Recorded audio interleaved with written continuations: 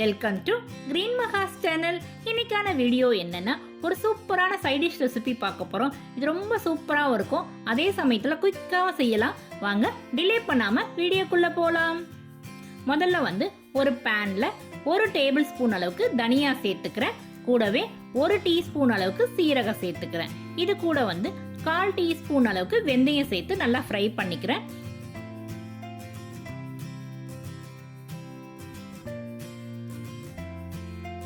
இது கொஞ்சம் ஃப்ரை ஆனதும் காரத்துக்காக வரமிளகா 4லிருந்து 5 சேர்த்துக்கிறேன்.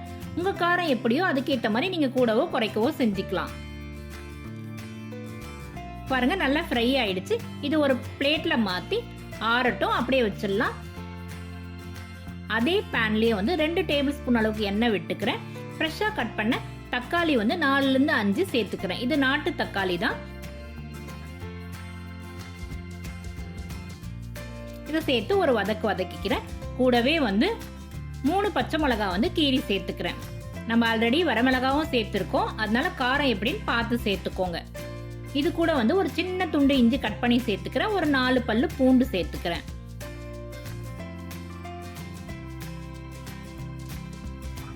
அப்புறம் இந்த டிஷ்ஷுக்கு தேவையான உப்பையும் கூடவே சேர்த்துக்கிறேன். கூட கொஞ்சமா மஞ்சள் தூளும் சேர்த்துக்கிறேன். இதெல்லாம் சேர்த்து நல்லா வதக்கி விட்டுக்கிறேன். கொஞ்ச நேரம் அப்படியே வதங்கட்டும், நம்ம மூடி போட்டு வச்சிடலாம்.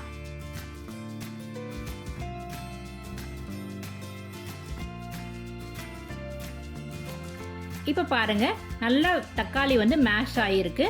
இந்த ஸ்டேஜ்ல ஒரு கைப்பிடி அளவுக்கு கொத்தமல்லி சேர்த்துக்கிறேன். கூடவே ஒரு சின்ன துண்டு புளி சேர்த்துக்கிறேன். இது கூட கொஞ்சமா வெல்லமும் சேர்த்துக்கிறேன். வெல்லம் ஆப்ஷனல் தான், வேணும்னா சேர்த்துக்கலாம், வேணும்னா ஸ்கிப் பண்ணிக்கலாம். இதெல்லாம் சேர்த்து ஒரு கிளறி நான் ஸ்டவ் ஆஃப் பண்ணிடுறேன். இது அப்படியே ஆறட்டும்.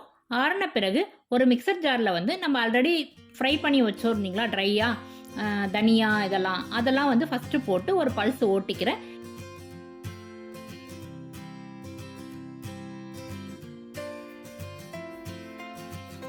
இது கூட நம்ம ஆற வச்ச தக்காளியை சேர்த்து அரைச்சிக்கிறேன். இதை நம்ம திக்கா அரைச்சி துவையலாவும் பயன்படுத்திக்கலாம்.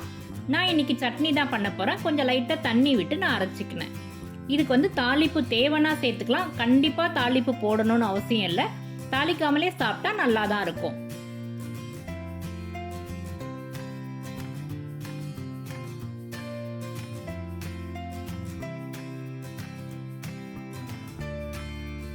நான் இன்னைக்கு தோசையோட சர்வ் பண்ணியிருக்கேன். இந்த சட்னி ரொம்ப டேஸ்டா இருக்கும். அதாவது புளிப்பு, இனிப்பு, காரம் எல்லாம் கலந்து இருக்கும். கண்டிப்பா ஒரு தடவை ட்ரை பண்ணி பாருங்க. இந்த வீடியோ உங்களுக்கு பிடிச்சிருந்தா லைக் பண்ணுங்க, ஷேர் பண்ணுங்க, கமெண்ட் பண்ணுங்க. GreenMaha's சேனலை சப்ஸ்கிரைப் பண்ணி எனக்கு சப்போர்ட் பண்ணுங்க. இது வரைக்கும் இந்த வீடியோவை பொறுமையா பார்த்தமைக்கு மிக்க நன்றி. அடுத்து ஒரு நல்ல வீடியோல உங்களை பார்க்குறேன். தேங்க்ஸ் ஃபார் வாட்சிங்.